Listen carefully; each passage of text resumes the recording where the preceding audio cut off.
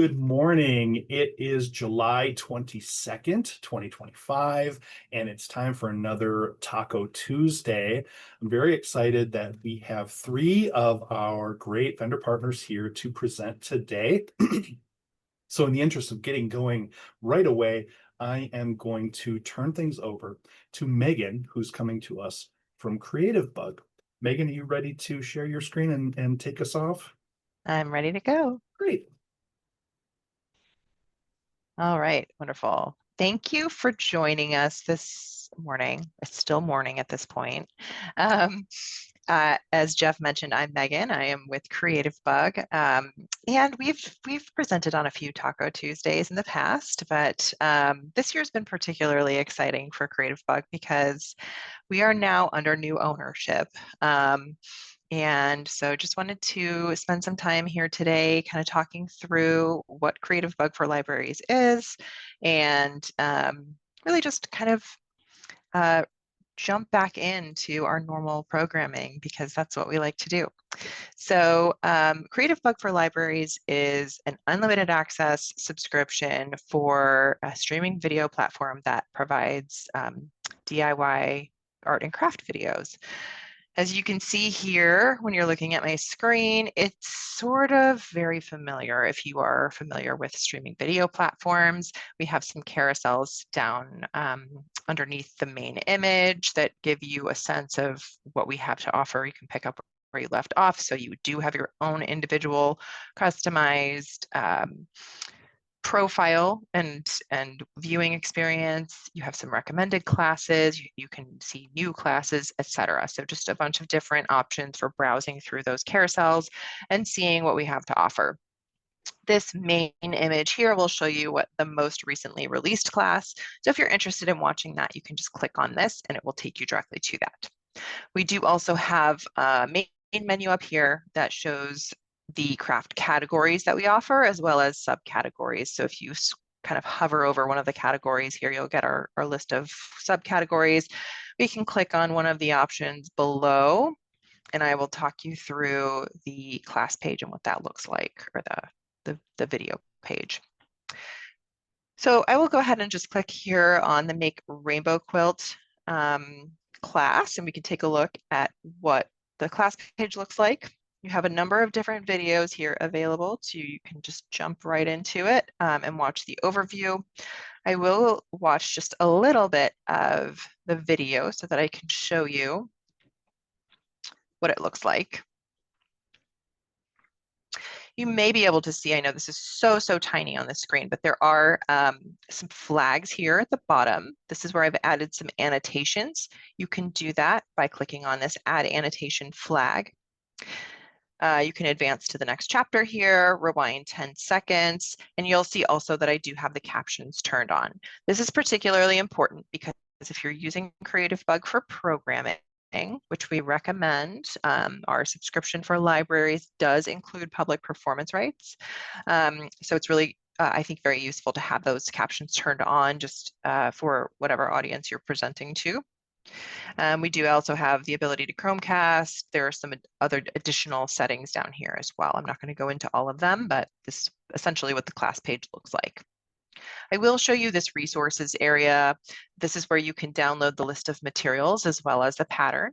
We do have a transcript here. You can download the transcript and you can view all of your annotations here as well. And it will tell you what chapter it is and then what timestamp it's at.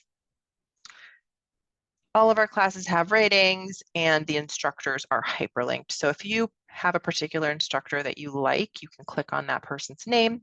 It will take you to the instructor's page to show you all the different classes taught by that instructor. And if this person has a gallery, you'll see that gallery. If they have any patterns or printables that they have contributed, you'll also see those on the instructor page.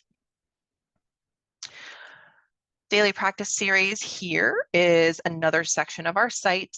Essentially works the exact same way as our class page. The difference with the daily practice is that it's a series that is released one class at a time, one day at a time throughout the course of the series. Many of them are 30 days long, so you'll have a month-long series. This one is 15 days long. And you'll see at this point, I think all of the classes in this series have been released. This is our most recent one. Learning journeys are a great tool, I think, really kind of a self-service tool for patrons or students who are interested in learning how to do a specific craft, but having pretty much zero knowledge of how to start. So you can point them toward these learning journeys, and it is a really kind of like a independent learning type of experience. So if someone, for example, wants to learn how to embroider, they can click on this learning journey. There are 7 classes included in this learning journey, and you just go through each individual class until you have completed the journey. You will have learned a lot of different techniques. You will have completed several projects, and just a lot of skill building there with the learning journeys. Finally, under our resources area, this is where everything else lives. We have a link to our blog. Really great resource for patterns, for printables, for tips and tricks on how to host an in-library program using Creativebug. We have a link to our calendar, so you can see all of our newly released and upcoming releases here. We also have CBTV. This is where all of our previously recorded live events can be found. Class collections. These are just themed collections of classes. We already talked about our instructors. This is where you can view and register for any upcoming live events. We don't have any in the near future, but stay tuned. I know we have some coming up in August, but you can also link to some of our previously recorded live events here, and then patterns and printables. This is an awesome collection, constantly growing, of a number of different types of projects that can be used in the library. These are all also available within the public performance licensing. So any of these can be printed and used publicly. You can print them out and make little kits for take and makes. Lots of different options here. I'm going to pause really briefly because I know I'm blazing through all of this information, but if there's any questions, Jeff, I don't know if anyone has questions. I haven't seen anything come in yet, but I will Okay. take an opportunity to tell anyone, please do put any questions you have in chat, or if we catch any questions after the session, we'll relay them on to our presenters. Fantastic. And also, I will go ahead at the end of this session and put the link to our service trial as well as my email address in the chat, just in case questions come up afterward. The next thing I'm going to talk about here, as we talk a lot about programming, it's a huge focus for Creativebug. We do support in-library programming regardless of whatever type of library you work for. So one of the things we do seasonally, this is twice a year, that we publish these programming guides. And this is essentially just a curriculum guide that takes you through how to host in-library programs. We give you a number of tools and resources in these guides that help support you, just make your life a little bit easier. That's really the goal with these guides. So we point out some classes that work really well. We've come up with different icons to indicate in what setting they may work best. Each of them is assigned a craft category. So depending on what types of crafts your patrons are interested in, you can find that information there. Lots of information about promoting classes, promoting programming at your libraries, excuse me. And then also some information about follow-ups and surveys after you host the event. That's, I think, it's an incredibly useful part of the guide, because sometimes that's the part that people forget, but it also demonstrates the usefulness of your programs, which you've worked hard to plan and host. We have everything is organized by craft type here. So we start with yarn crafts. We have a number of different projects that are available here, and each of them is identified with icons that you can kind of look through the guide and understand. Maybe if you're looking for a budget-friendly craft for teens, this might be a great project to start with. I can attest to that. I have made 2 of these already. And it goes through, so I'm not going to go through every single page, but you can see some of the classes that we highlight here. And then as we get toward the end of the guide, we also have, it just goes on and on. It's a long one. We do also have some printables here. So you can download these directly from the PDF. All of these can also be found in the administrative portal and in the patterns and printables section of the website. So there are occasionally patterns and printables that we reserve just for libraries. All of those can be found in the admin portal. You get a little bit of information about the person, the instructor who's created the printable for us, and then you can see links and images of the different crafts that are available. Most of them are seasonally appropriate. All right, so that is the programming guide. I know I'm kind of coming to the end of my time here. I've got a few minutes left to talk about any questions.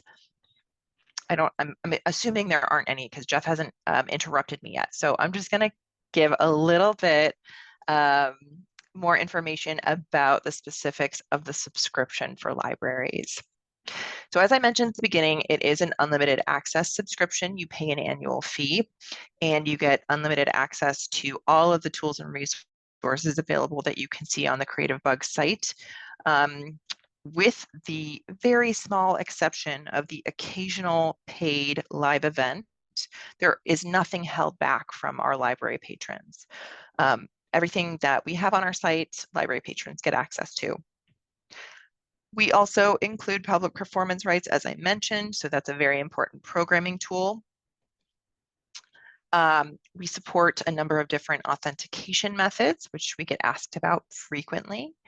And we do provide MARC records at the class level. So you can add those MARC records to your library's catalog for easy discoverability and access to Creativebug.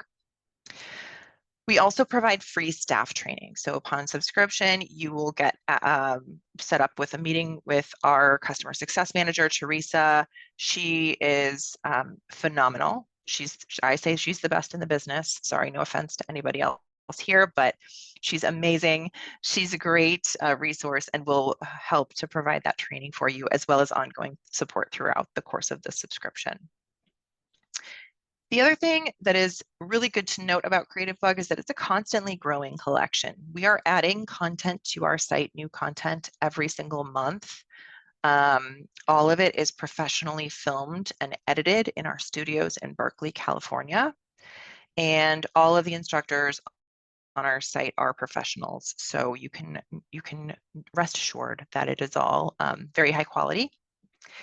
And finally, and I think probably most important, this resource is a great resource to use in support of mental health. There's been a lot of research that's come out recently about the importance of crafting to maintain mental health and to have that daily practice of just taking some time to engage in creative work really helps support mental health and overall health. And I know that Andrea is going to be talking a lot about health and well-being, so this might be a good segue.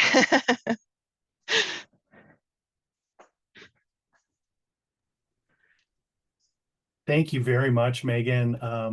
Awesome presentation.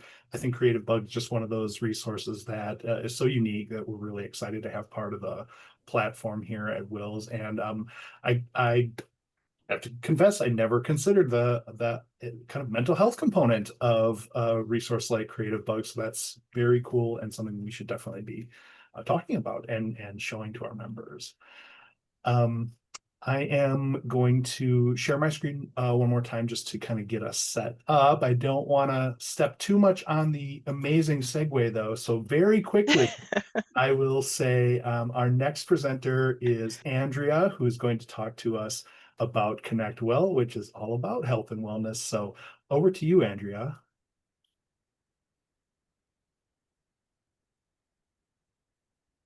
Great. Well, thanks for that plug, Megan. And also, Jeff, thanks for the introduction. And we're going to talk about, first jump in why your library should subscribe to ConnectWell. And we're going to talk about ConnectWell's ability to enable you to support health literacy and improve community health. So The reason this is so important is that there's a serious healthcare gap and low health literacy rate in the United States. The population is struggling with mental health and physical health, and our system is unable to provide support for the total population. More people are saying they're not taking care of their health, and high healthcare costs and the lack of healthcare information are both responsible. And this figure is staggering that only 12% of US adults have proficient health literacy, and this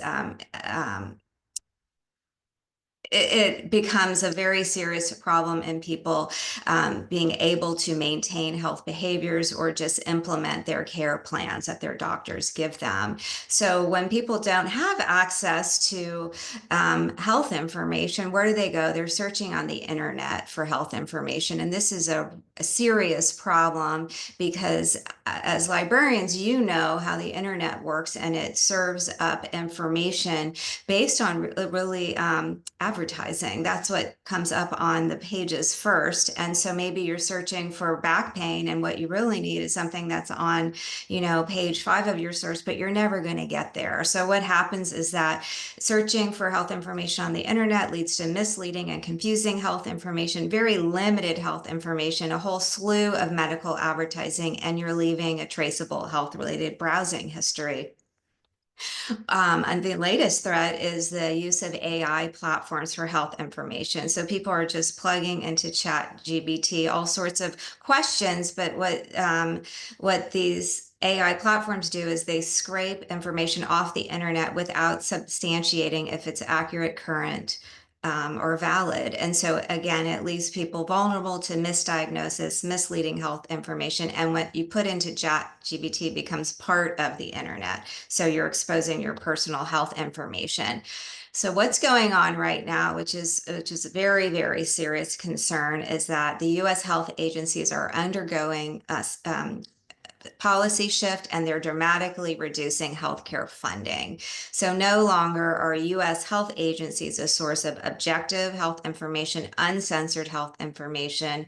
They're not providing comprehensive health information for all populations. They're really limiting health information for transgender, LGBTQ communities, and women's health. So that's more than half the population. Putting all those populations together, it's very serious. And now there's lack of transparency regarding vaccination. There's also significant healthcare funding reduction, so the agencies are being restructured. There's enormous budget cuts for health sciences and research that's going to impact these treatments that are going to be available in the future, major cuts to Medicaid and the Children's Health Insurance Plan. And there's the elimination of the Affordable Care Act tax credits, which will render millions without insurance because the premiums are expected to soar by 75% for people who are on ACA plans. And there's cuts to SNAP. So all that is very, very devastating. But the good news is that 80% of healthcare happens outside of a doctor's office.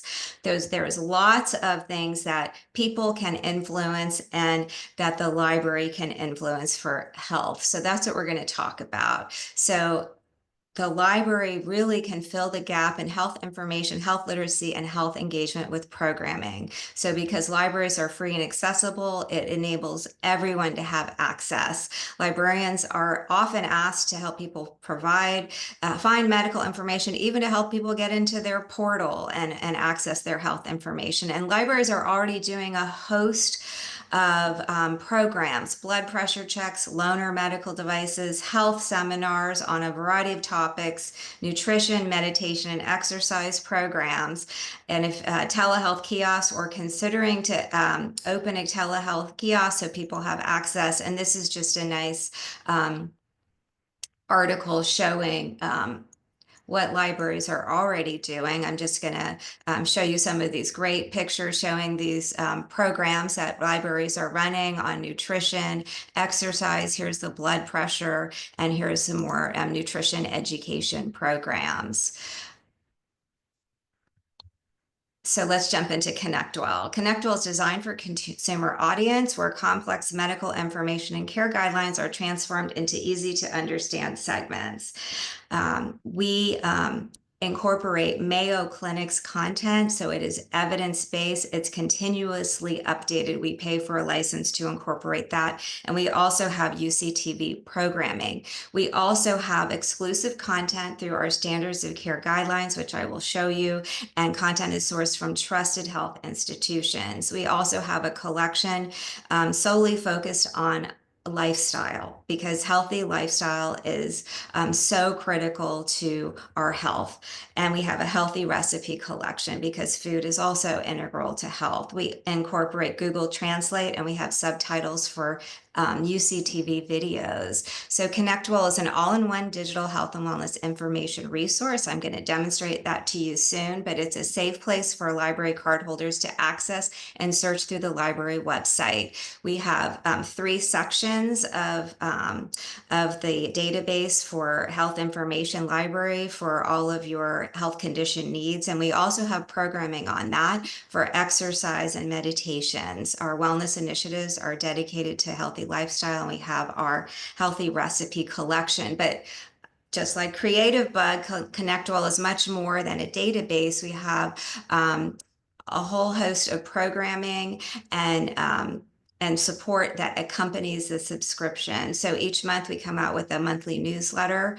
We have a health focus for the month, which provides ideas on libraries to implement in library programming. We have wellness challenges, which are 18 turnkey programs that are 5-week, multi-week programs that libraries can implement on site.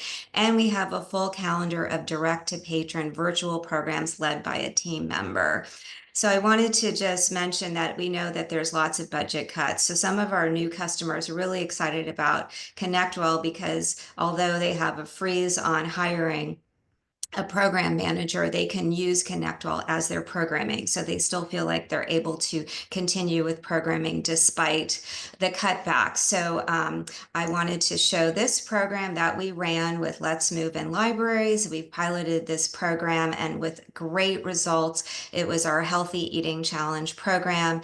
And we're going to be publishing those results, but we have 18 of our wellness challenges that accompany the subscription, and they've been tested out there, and we're really excited about demonstrating that healthy habits are able to be learned at the library and people are enjoying the program. So like I said, we have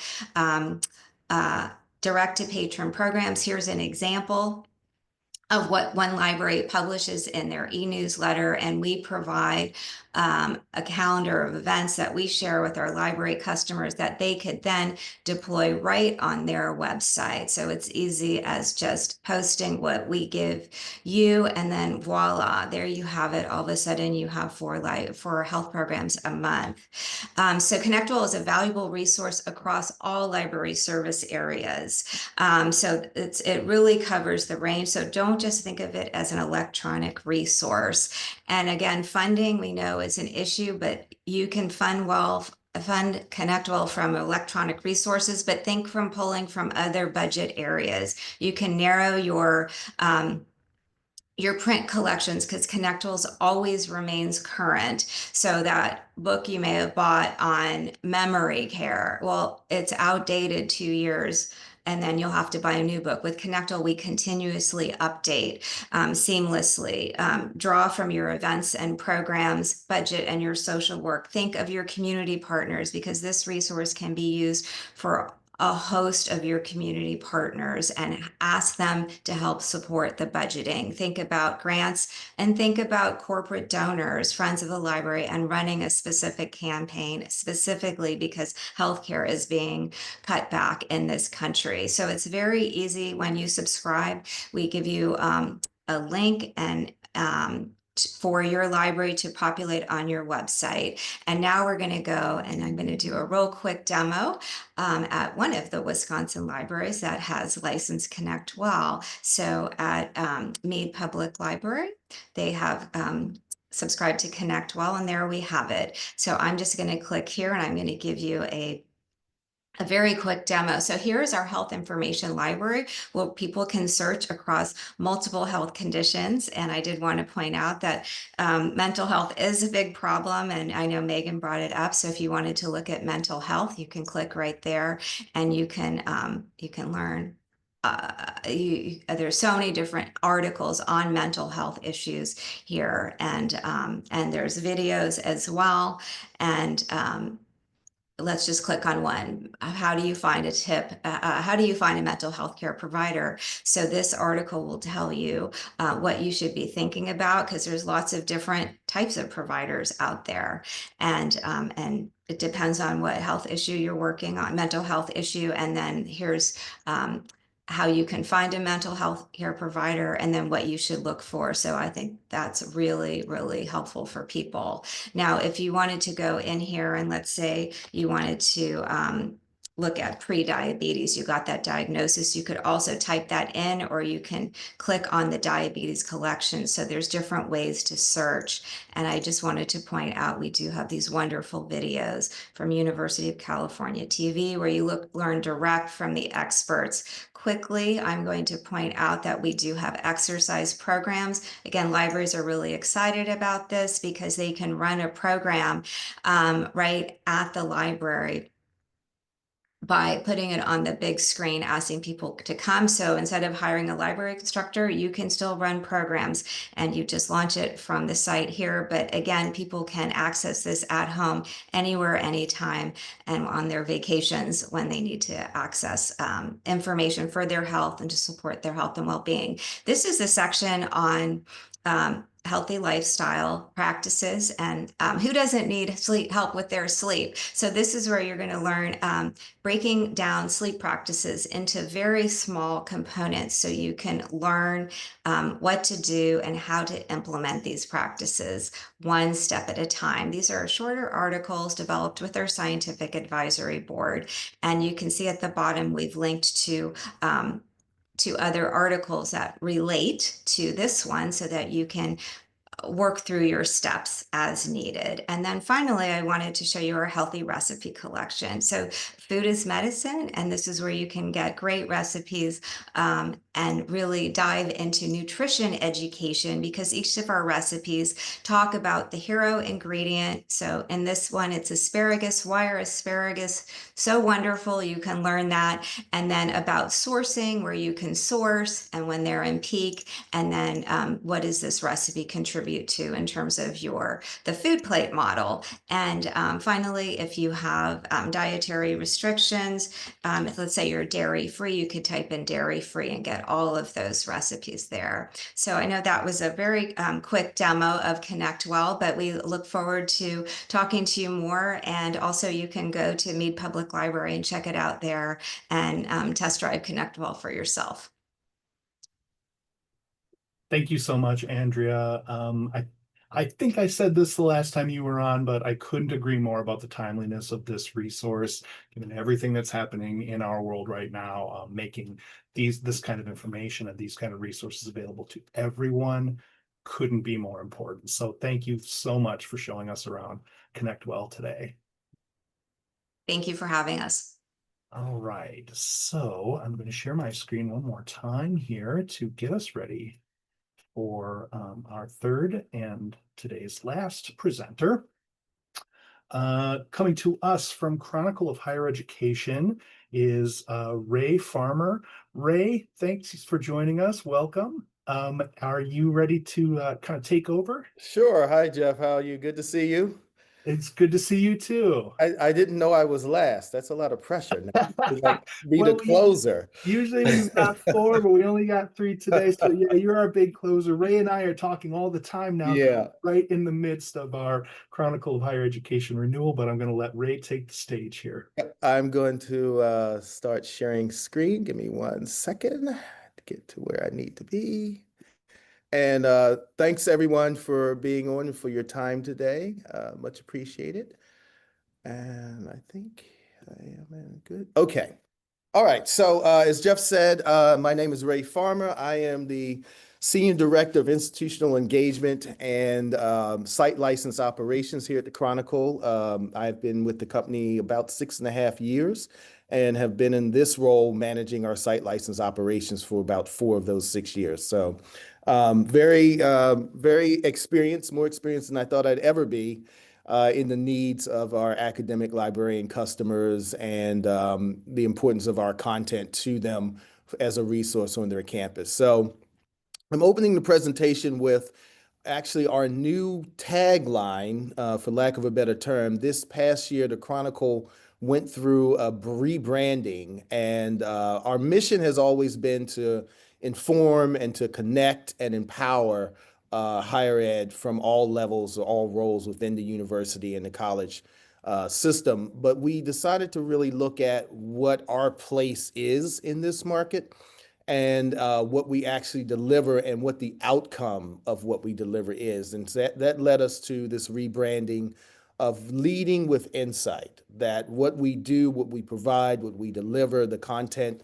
journalism, the reporting, the research, the data, all of that is designed to help our audience, again, in whatever role they're in, to be able to make the best decisions and lead within their campus community with the most important insights that are available to them. And that's what we primarily want to provide to our audience. So as a media company, the Chronicle, of course, has been around for over 6 decades. We started in the late 1960s as a newsletter on the campus of Johns Hopkins University with our founder and owner, Corbin Gwaltney, who's passed away a few years ago. But we are primarily a media organization that delivers digital and print content. Obviously, most of it is digital access, and for our site license customers, you're familiar with what that includes, and I'm going to touch on that in a few moments. But just to give some context to the overall company, we're delivering through the website and through our print publications. We also deliver a lot of research through our Chronicle store. So when you're hearing about or licensing Chronicle reports, we have a very robust store, an online store where you can download as well as receive hard copies of Chronicle reporting, newsroom reports. And then separately, and a lot of people aren't aware of this, we have a pretty robust jobs and careers site as well. Chronicle Careers has also been rebranded this past year. Obviously, there's a lot of disruption going on in higher ed, as there was very similar to the years of the pandemic. And we've really tapped into working with people who are posting for jobs, as well as those who are seeking jobs. So we sort of serve 2 audiences there with a pretty robust job board. And I just wanted to throw that in if people weren't aware of that. Our journalism is one of the largest newsrooms, actually the largest newsroom covering exclusively on higher ed. Obviously, we have within our competitive set your New York Times, your Wall Street Journal, your Washington Post, other media organizations, The Atlantic, Inside Higher Ed, Times Higher Ed. But the Chronicle is the one with the largest newsroom. We have over 60 reporters and editors covering things that are happening in higher ed at all times across all avenues and lanes, including our newsletters, which provide sort of daily updates and breaking news through those channels. Additionally, we try to provide specific insights for our site license customers. This slide, and I hope that the video isn't covering it up. Let me know if you're not able to see everything. Oh, it looks good, Ray. Okay, I just realized that my screen is covering up part of it. Thank you, Jeff. So we work with over 1,800 institutions who are exclusively site licensed customers. That includes those who are consortia partners like WiLS, but also direct customers, librarians, as well as agencies. So we work with a number of subscription agencies, EBSCO being one of the largest ones. But the breakout of our current customer base, you'll see is 62% of our customers who are site licensed customers are 4-year institutions, public and private, and 21% are 2-year institutions. So we're pretty much covering the key categories. We do have some corporates, some nonprofits. We have made some attempts to bring on public libraries as well as K-12, but very small segments so far. But we are interested in expanding into other audiences where we can. with the site license. And for some reason, I can't advance now. Why? There we go. Okay. And obviously, our primary customer is the campus librarian. We do an annual survey, and so I'm hoping that many of you who are on the call are able to participate in it. It comes out every fall, usually in November.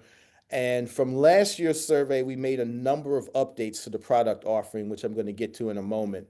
But this is a very important way for us to hear from our customers, to get their feedback, also to float ideas and innovations to them to see how they would respond to them, and also to get a better understanding of what's happening within their space. There's a lot of talk now about AI and its integration into the campus, privacy issues, data breach policy, lots of things that we get out of these surveys that help us inform what we provide and deliver to our audience. So one of the features that's included in site license access, along with just the regular digital content to the website, are 6 special issues that we publish every year. Most of you are probably familiar with the annual almanac, which usually comes out in August, and our trends report, which usually comes out in January. But we have added a couple of more special additions to that calendar, including a workforce issue, a mission and community issue, business of higher ed, which touches on the roles and salaries and different areas that sort of inform how higher ed is budgeted and funded. Obviously, there's a special issue on students because there is no role for higher ed if there aren't students going through higher ed. And then leadership, which is one of our more popular ones because that does provide annually an update on salaries for presidents, provosts, deans, vice presidents, and key roles at the university. So there are 6 issues included. If you are purchasing a site license, you have access to all 6 of these issues in the current year, as well as access to back issues. We added a couple of new editorial features going into this year. As I mentioned earlier, higher ed has had some disruption, which we're all familiar with. And the key new feature is covering the new administration and its impact on higher ed. So we've done a couple of webinars on President Trump and the administration and the Department of Education and things that have happened there with cuts to research budgets. And the first 3 webinars had over 20,000 registrants for them. And these are 1-hour interviews with our White House correspondent, our Washington correspondent, and one of our senior reporters. And we have never had that many people register for one webinar. And because of that response on the first 3, we've continued this as a series that will go on through the rest of the summer. So please, if you're on the website or seeing our promotions, please register. They're free. And there's a lot of questions, obviously, that come up and a lot of questions that our reporters and editors are able to answer that you aren't going to hear or get from other places. And then we've also created a podcast called College Matters. It came out last fall. I think we've got about 10 or 12 episodes. But this is sort of a new space for us. It's hosted by Jack Stripling, who is a longtime reporter with us, who came back. He had left the company and came back to be the host of this podcast. And they've touched on some really interesting topics over the past year.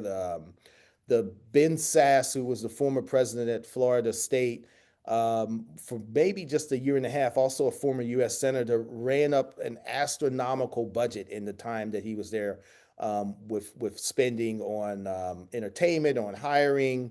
And this is one of our more popular episodes, but there's some really interesting ones that we've covered as well. I think we're done for this season. I think there was only 10 scheduled for this year, and then we'll pick back up in the fall. But please make sure you're familiar with College Matters. It's gotten a lot of traction and built a new audience for us. Along with the access to the digital content, every site license user has access to our free newsletters. Now, I emphasize free because there is one newsletter, actually 2 newsletters now, that are not free. They are included with paid individual subscriptions, and a lot of site license users get confused by that sometimes. But all of the free newsletters are included. There are daily ones, weekly ones, special ones that come out once a month or once a quarter. And they are automatically part of any site license access that the campus may have. Again, I mentioned before about our career services and professional development. We do a number of workshops. There is, in fact, a librarian workshop. We did our first one last year, and I believe the next one is on the schedule for next month. And I can check that if anyone wants to get more information on the librarian workshop. That is a paid workshop. It is not free, but it includes some very some best practices and some very high-level information and research to help librarians advance and develop their careers. We also have a number of other features under the site license. I've mentioned in limited access. We do something called a customized institutional page. So if you ever want your login page to highlight specific areas of content from our editorial, we can customize the page so that when someone logs in or comes to the site under the site license, that they're seeing, for example, financial aid or social mobility or STEM coursework or any specific areas that the university wants to emphasize with faculty and with students and with staff. They can see that first. We also have a librarian resource hub. This usually goes out to new site license activations each year, but it is available to everyone who has a site license account with us. And this is just a microsite that has some marketing assets and social media carts, as we call them, to help you promote and raise awareness about the site license on your campus. And new this year, we have 2 new features this year. I want to be conscious of the time. The first is an AI research assistant tool. It's called Ask Cron. It is on the site now. It has been on the site since April. And this basically streamlines search across over 130,000 articles and research pieces that the Chronicle has written over the past 30 years or so. It is a tool that's on the site. It is exclusive to site license users. You do have to be logged in to use it, but you can basically ask it any question anytime we've written on the topic. Again, this is Chronicle content, so it is not a learning management system that's accessing content outside of our site. I know there's been some concerns about how AI is applied and how it's used by faculty and students, but this basically streamlines search for any type of work you want to do or any kind of information you're looking for within our existing content. We also added this year Counter 5.1 reporting. We launched last fall with regular Counter 5 reporting, and then as it released in April of this year, I think it was, we updated it to 5.1. We have a third-party vendor called LibLinks, and anyone who wants to get users reporting through Counter, dating back right now, we can only go back to last fall, but as we get later into this year, we're going to have a full year of reporting going forward that would be available with all of the features that are included. We also have Sushi enabled reporting as well with LibLinks under that vendor. And then finally, we have a new feature where you can add on Chronicle reports to your site license access. So we launched this initially as an optional upgrade in the year 1 to sort of test it out. And again, this came directly from our last survey of librarians who said, why can't we get reports under our site license? So it is now included with any upcoming renewal or with a new activation in the price. You can choose 2 reports that will be part of your site license access for the term, for the 12-month term. And then at the end of the term, in the next renewal, you are able to replace them or exchange them for newer titles. Right now, we have about 12.5, maybe, current titles that are available for you to select from, and we're going to continue to add to them every few months. So it's constantly growing the archive so that they are fresh titles and relevant topics for you to add under the site license. And they would be part of your reporting when you did your reporting at the end of the year as well. So I think I'm right at time, and I will stop sharing there. And thank you again, Jeff, for the opportunity to speak to membership. And if any questions come back or anything needs further explanation or clarification, you have my email. You can just email me anytime. Thank you so much, Ray. Excellent time for you to do a Taco Tuesday. If you are a WiLS member that's not already part of our Chronicle of Higher Education group, take a look, reach out to us, get a quote, because it's time. Like with this group renews on September 1st. Of course, you could join anytime. Ray's very flexible in helping us bring people into the group, but we're talking about it a lot now, so it's a good time to be looking. If you are an existing subscriber in our group and you're submitting your renewal, please do include the names of the two reports that you're trying to include in your upcoming subscription renewal. If not, you're just going to be hearing from me asking you for them. So please think to include those in the comments when you renew on my WiLS. Thank you again, Ray, for joining us. Thank you. All right, so that brings us to the end of another Taco Tuesday, the first Taco Tuesday of I don't know, the semester. I schedule these things in 2 blocks twice a year. So we have almost a full slate running from now until the end of December. So we hope you will join us for our next Taco Tuesday. But before I talk about the next one, please, if you have any questions about anything you've seen here today from Creativebug, ConnectWell, or Chronicle of Higher Education, it just occurred to me that all 3 of our companies started with C today, so that's kind of fun. I can't promise that pattern will hold in the future, but if you've got any questions about any of those resources, or you want trial access, or you need a quote, or anything, reach out to us here at WiLS and we will help you out. Our next Taco Tuesday will be August 5th, 2025. So I hope that you will join us for that as well. Thank you to those of you who joined us live. Thank you to all 3 of our great presenters for joining us today and for being WiLS vendor partners in the first place. And I will say that's it for today. Please try to stay cool. I'm in Southeast Wisconsin and we are under some kind of extreme heat warning, or at least will be starting tomorrow. So I'm already battening down the hatches here in the house. Try and stay cool, stay safe wherever you are. And I hope you all have a great afternoon. Thanks again, and so long.